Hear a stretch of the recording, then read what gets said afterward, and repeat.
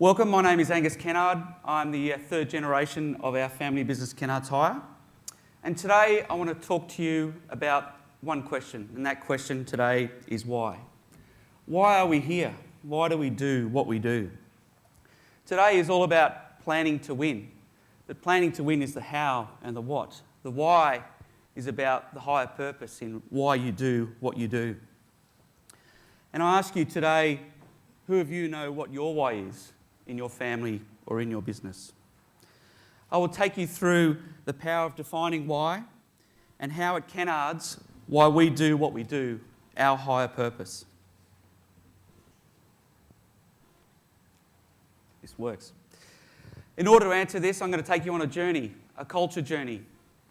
Culture, as defined by Michael Henderson, it's the way we do things around here and why we do it.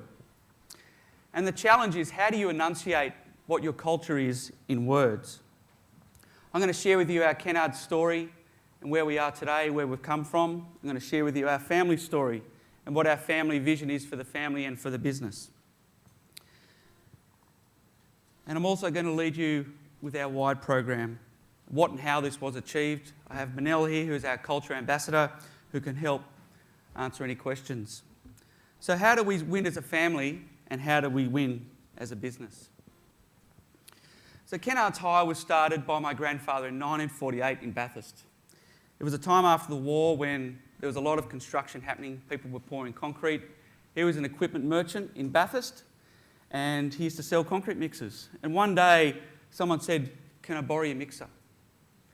And my grandfather Walt said, "I won't loan it to you, but I'll hire it to you." And it was that customer centricity that started the business of Kennards Hire. And that is our why. That is our founding purpose of why we began, and that philosophy still remains. In 1951, he moved to Sydney and he worked out of his garage in Mossman. And a few years later, my grandmother kicked him out. And then in the early 60s, my dad, Andy, and my uncle Nev actually bought the business from Walter. And that was the second generation. People ask, what's the difference between Kennards Hire and Kennards Self-Storage? Well, this is a business that they started together in 1973. They introduced storage into Australia. And the challenges that we had in 1991 was my cousin Sam, who wanted to get into the storage business, had come out of university, and my dad and my uncle, they weren't sure how this was going to work. They couldn't see a path of the next generation coming through with cousins getting on cousins. We often discuss that. We get on really well with them, and we often ask whether it would have worked, and we think it probably could have. But at the time, that's what happened. Andy got the hire. He was passionate about hire, and Nev got the storage. And they are two very separate businesses. However, after all these years, the cultural similarities are amazingly still the same. Kennards Hire today. So since 1991, for 20 years, we went through an amazing growth path. We grew an average of 15% per year compounded for 20 years. We have currently 160 stores around Australia and New Zealand. We have over 1,300 people, and many of those people who work for us for more than 25 years. So the challenge for us as a business is, as a small family business, is what are those elements, what are those key ingredients that we see are critical to our business, and how do we maintain that when you become a really big business? Some of the things that we started with our customer centricity is that in order to meet our customers' needs more, we had to focus, and so we set up a number of these specialist businesses that were able to meet the needs of those customers more with knowledge and with specific product. We see our strength is our culture, our people, and our brand. Our purpose and brand promise is to help make our customers' job easier, and this is stemming back to the founding days of my grandfather Walter, and we've never deviated from that. And there's three things that we want to be better at. Best at customer service, best at people and culture, and best at operational excellence.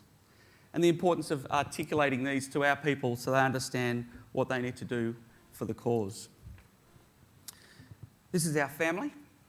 Sorry, I get a little emotional about my family. To be a successful family in business, you need to be successful as a family first. And some of the benefits of being in a family business is that you can take a much longer term view You don't have to get rid of people in downtimes like some of the bigger companies do. We don't report and have to make big decisions on the quarter. We look at it at a generation, 25 years. And this longer term view means that we have a number of our people really connected to us. We've got a lot of long-term people. We incentivise them. A lot of them are actually, we share in the profits of our business. So every single full-time person gets profit share in the business, and a number of our long-term people are actually shareholders in the business. So we see it's not purely about the hard elements of money, it's also about the soft elements of how you treat people. Family wealth, as we classify it, is financial capital, human capital, and intellectual capital. And they're the three things that we develop as a family. And we see our role as custodians of this business in passing the baton on to the next generation. A number of the challenges that we have in any family business is succession, primarily, and having clear rules for the family and clear rules for the business. Family personalities, sometimes it's very hard to escape them, and I've got my brother here, so I can't even do a talk without my family. And also the challenge of also the next generation in readying them for their time ahead in following their dreams and ensure that they maintain the fire within. In any modern family business, one of the challenges for us is to also innovate and make sure that we stay ahead of the game. So we had to ask ourselves is, what did we want as a family business, and why are we doing this? And the process we went through is that we needed to, as a family, identify what our values were, what our family vision was, and what the business vision was for us, and establish all the rules that we had for people working in and out of the business. There's a number of governance elements we put in place. On the right is our family governance, on the left is our business governance. Putting in our KFC, our Kennard Family Charter. We have a number of boards in place that are there to run the businesses, and things like how do you manage the family office and the foundation, etc. So the family, they set out what their vision was for the business. What does it mean to be a Kennard? And primarily we said that we want to maximise sustainable growth, with emphasis on maximising sustainable growth. We want strong financial performance. We see people are the core of our success. We want to have a strong bond between the family and the business, having that connection between those two elements. We want to contribute to the community and care for the environment. We want quality and excellence in everything we do. And the central theme is pride. We as a family are very proud of our business, and we want our people to be very proud of working for Kennards.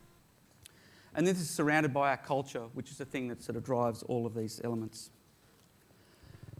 We have many mantras that we use in our business, and one of the mantras we use is culture trumps policy. You can't have a process for everything, but you can have an aligned way of thinking.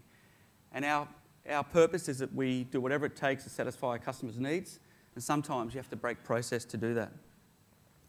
And that's why it's important to also recruit on cultural fit. And I know one of the other talkers, Express, are here today, and we use that program which helps us with that. Direction. So if you're rowing and then you're in an 8 and everyone's pulling and someone's pushing, what do you think happens? The boat goes around in circles, it stops, people fall out. Imagine the dynamics that goes on within that boat. And that's the direction that we need to have. The family needed to be first very clear about the direction they wanted as a family. And this was a solid foundation for then the business to get clear about why it was here. And then this leads on to an aligned business strategy, which I'll talk to a little bit further. And our founding purpose was to make our customers' job easy, from Walter. And then came our why program from my grandfather. We want to make our customers' job easier. Every person, every leader, every dollar we spend has to serve that purpose. And the truth test is, does it serve that purpose? If we implement training, does that support our purpose of making our customers' job easy? If we put a new process in, does that support our purpose of making our customers' job easy?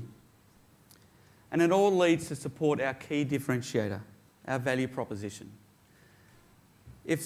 What makes a customer drive down the road past a competitor and wanting to hire an excavator from us? Are they wanting an excavator? Are they wanting a hole? What they're wanting is to make their customer job easier. They buy not what you do, they buy why you do it.